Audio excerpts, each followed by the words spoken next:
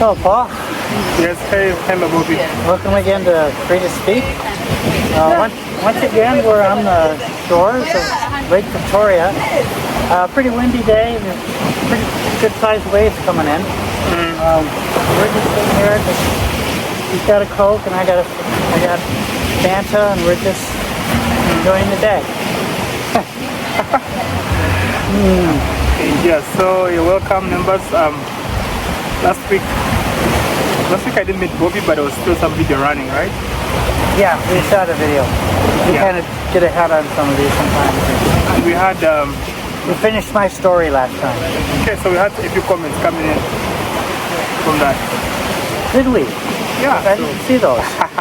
Do you remember what they were? so we had comments that were I gotta pay more attention. non-existent. So We did not have comments, right? Yeah, I didn't think we did have a comment. I guess we always have a comment from the mirror.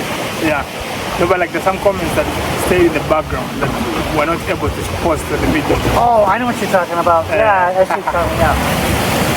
So a couple of videos ago, we talked about a package that we received from somebody who was binge watching our episodes, and he was particularly impacted by our episodes on abortion.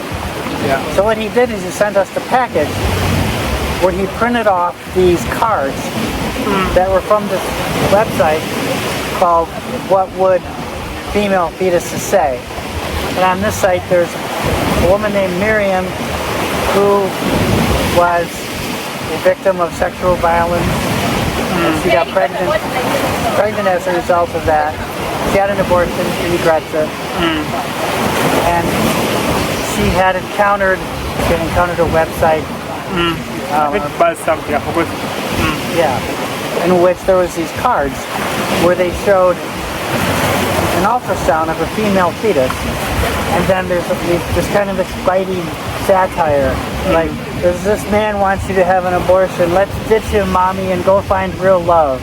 You know, and so you have these fetuses saying things, very pro-life sort of things.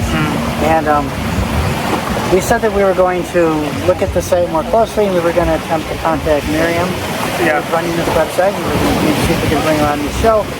We did get an email from her saying that things are a little bit, too busy right now, and that's okay. She's not able to come on, but she also commented that she was trying to post. What she'd done is she had gone through, watched our videos on abortion, and she tried to comment, but her comments wouldn't show up. So she sent me an email and she said, do you moderate the content? Because you have to approve my comments because I've posted on 3 of your videos and they're not showing up. Now her comments were showing up in my notifications, but they weren't showing up on the actual page, on the actual video. We've had problems with this before. We've had some of our regular subscribers complain to us that their posts get deleted, or that they get removed, or that they don't think right, but it doesn't even show up. Yeah.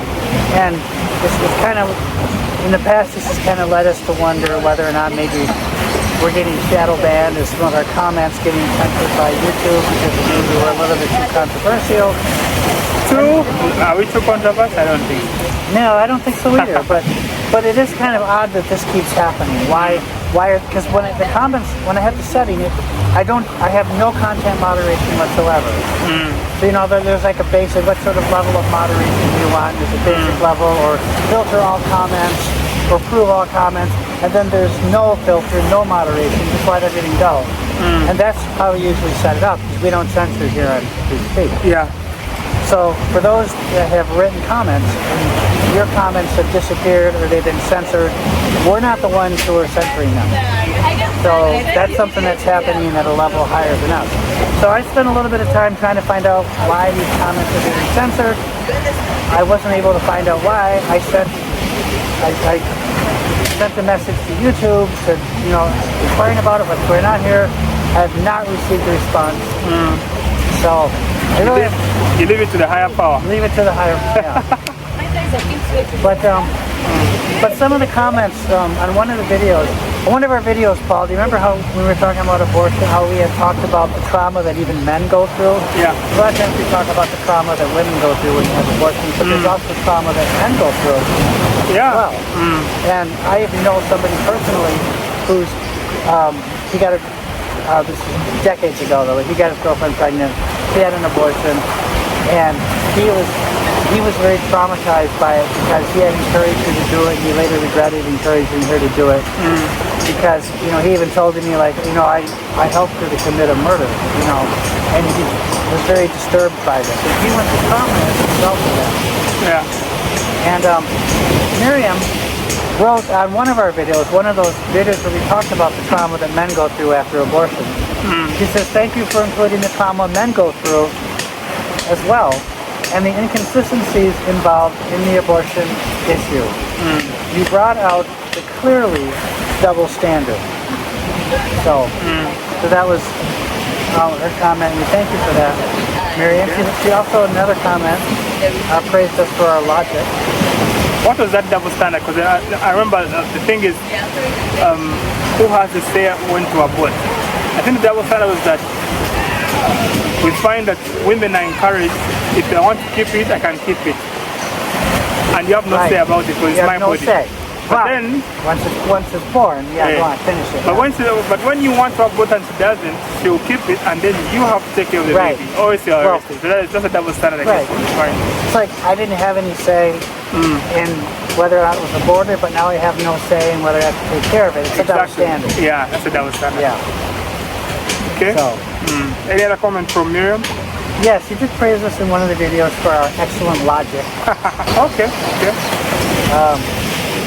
And excellent, keep up the good work. But I don't know why these comments are not allowed to go through. They're just basic, simple. Yeah, or maybe she's the one that moderating. Maybe you would find it maybe it's something you can ask her. Maybe. Does she ever have a comment reflect on other channels? Something else we can follow up that with, you know. But it could be because she dared to talk about the trauma that men go through. Maybe that's unacceptable to the powers that be. Okay. And that comment maybe led to her other comments being censored as well. For now, we can only speculate, but good enough, at least we're able to reach out to her. At least we know how she is, and we know that she's supporting. We have people who are like-minded out there. That's a good thing. And if there's any time in the future where we can actually work with her, welcome.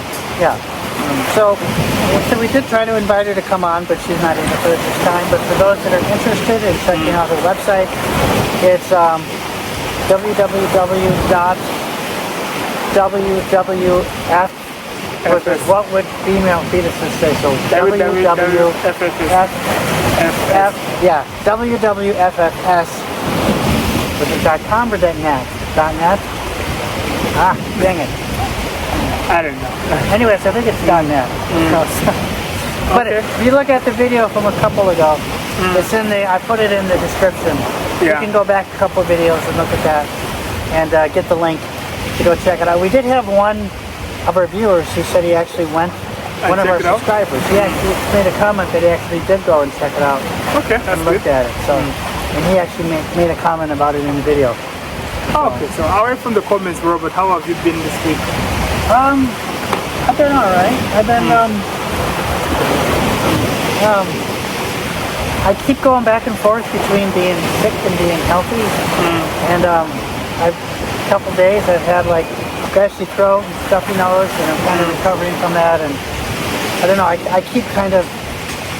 I don't know. There's things that keep kind of coming back, and I seem to be getting sick. That led to a discussion we had a few weeks ago about the medical care in Uganda. How I feel it's very superior here, and how I like. That's ironic. Yeah, I talked about how I like the fact that they treat problems here, not symptoms. They don't just give you a bunch of drugs to treat symptoms. They actually try to find out what's wrong with you. And they actually solved a problem that doctors were giving me medicine for years that they wouldn't actually treat the problem. And here I come to Uganda, they diagnosed the problem, and with a lower budget. Yeah, with a much lower budget. Much lower. Anyway, so but I keep getting sick for some reason. Okay, but you're here now and you look fresh. Another event that happened in Uganda recently is that we had one of the top leading opposition members who has been having at loggerheads with the president for the last 20 or something years, because they used to be colleagues and then they split. They shared a girlfriend, an ex-girlfriend, etc., and one married a girlfriend of the other.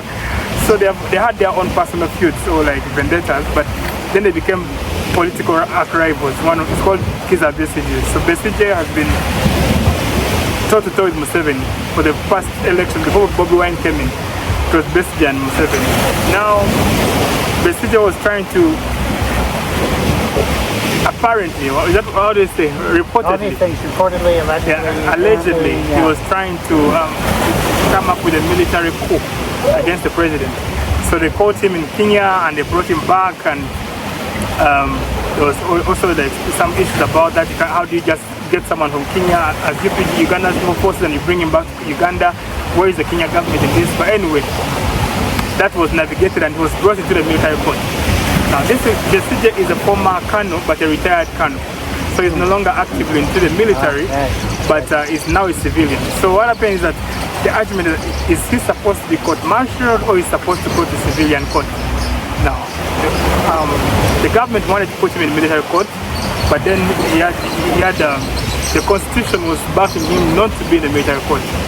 So the Chief Justice ruled, or the High Court, the Court of, what's that extreme court? Supreme Court. Supreme Court, yeah. So the Supreme Court ruled that he's not charged in a military court, so they take him to civilian court. But then the government wasn't happy about it, so they had to bring a quick bill into the parliament, which was passed within like 2 days, and like, okay, now it's okay, we allowed, yeah, like 2 days, very quick, and like, okay, now we are allowed to actually court-martial someone, even as long as they are civilian, when they are civilian, as long as they are caught with any weapons, like a gun, military training, military uniform, or anything. Yeah. Whether you have military training or not, as long as you are in possession of any military equipment, they can court-martial you. So off that premise, they can actually court-martial Dr. Kiza Besigye. But right now he's still in custody with the police. So the controversy is how quick they were able to turn the law within just 2 days out of convenience. So it begs the question of that. This is a question of that. Do we really have? Is the justice system really for the people or for a few people, something like that? So it would take a lot. And there's so many safeguards in the U.S. It would be very difficult to do in the U.S. The big thing that I see in the U.S. is I don't think that the U.S. is exempt from this kind of a twisting of the law to serve the purposes of a few people or the people in power. I think the U.S. they just do it differently. They just get people to interpret things differently, or they get the Supreme Court to interpret things differently, or it's just a matter of how you read the law. You know? But so you can kind of manipulate how you interpret it rather than actually manipulate or change the law. Because recently Trump has been slapping high tariffs on nations and what, and he has been challenged that he doesn't have that power. The power is for the Congress. But then I've heard that there are also provisions that give him such power, something like that. Do you have an idea about that? This is where things, I don't know specifically about that issue, but I know there's another issue that comes into my mind where Trump is trying to reinterpret birthright citizenship to where, basically what happened was after blacks were released from slavery in the 1800s, in order to prevent people from saying that they're not citizens, they passed this law saying essentially that if you're born in the U.S., you're American. You're American. But now things are being reinterpreted that it was never meant to apply to something like if you're born of an illegal immigrant, for example, you're still an American even if your parent is not, but you're born here. It was never actually meant to apply, and there's certain ways you can interpret that constitutional amendment to get that interpretation. And I think those are the kind of games. So what you're saying, the example you gave might be correct, because I think what happens is politicians in the U.S. play this manipulation game where they interpret the law or interpret the constitutional amendment or interpret the Constitution differently. You know, it's kind of like with gun control. So people on the right will say, we have a right to bear arms, you can't take our guns away from us. People on the left will say no, because it's in the context of a well-regulated militia, and we don't have a well-regulated militia. You know, and so there's how they're interpreting it to fit whatever their agenda is. And I think that's how things go in the U.S. And the law, I think, because I've been listening to the BBC recently, and they're saying, so Trump, the provision that Trump is using as the president, the president has the right to call, to call some shots when there is an emergency. So for him, these tariffs that he's slapping all over the place, he's terming them as an emergency. Yes, so that's what I mean. He's twisting it. Yeah, it's an emergency response. He's throwing his own interpretation on it. So and if they don't challenge him, he gets away with it. If they challenge him, he doesn't get away with it. But he loses nothing by trying. Because the worst they can do is, of course, they come in and say you can't do that. But that's why his tariffs, are they real or they're just negotiating tactics? Their attempts to get so they're real, but they're attempts to get other countries to be more aligned with what America wants. That's the America First agenda. But yes. Because I see, I've forgotten what they are calling Trump, but they said like Trump always gives in. I've forgotten, there's a statement that has been going on in America like the last few weeks. Like Trump always either caves or gives in or something, but he always gets back on his word. So like I was listening when he slapped the tariff on the EU of, is it 50% tariff? They were saying, could it be that he's serious or he's always going to cave in? So I know, for example, he put tariffs on Mexico and Canada as well. And his intention was to get Mexico and Canada to do something more to stop the flow of illegal immigrants into the U.S. So it's a manipulation tactic, you know. And I think that Trump is serious, but he has a motivation behind it. He's trying to manipulate or influence these countries to be more aligned with what America wants them to do. And that's, I mean, yeah, it's basically the American First agenda. And maybe, you know, there's other things where he actually thinks that maybe by putting these tariffs on other countries, it'll encourage people to buy more American, and it'll keep things within the United States. Yeah, and like his plan was that, okay, so if a phone is manufactured outside America, when it brings it in, they charge it at high tariffs. But when it's manufactured in America, then it's cheaper. Yes. So in other words, he's trying to bring back some companies from China back to America. Right. So basically right now, it might be cheaper to get something from China than it is from the U.S. Exactly. So he's trying, one of the motivations might be he's trying to reverse that. Yeah, but in the first place, why did these companies go to America, China rather? Because they didn't have to pay the employees as much. And they had a better, cheap labor. Yeah, cheap labor. They had a better bargain for their money. Cheap labor in China, and of course there is a bigger market in China than America. But China has over 1 billion people. So anyway, so that's American politics for you. We were using this to talk about how things are with Ugandan politics. How the law is very easily manipulable by people in power. That's about it. Yeah. Anyway, so yeah, thank you for reaching out, Miriam. Thank you for reaching out, Miriam, and we would like to keep hearing from you. Yeah. I'll be trying to understand why some of our comments are not able to show, because we love these engagements. So don't give up on engaging us. At least to get the notification, we shall still get the message anyway. Yes, we will. So, all right. Thank you, Paul, for another stimulating conversation. So we're sitting at a beach and we're getting a lot of waves hitting us. We're getting wet. The water is just... Alright, so anyway, so we're good? You're good. Alright, bye. Bye for now. Can anybody tell me what's going on?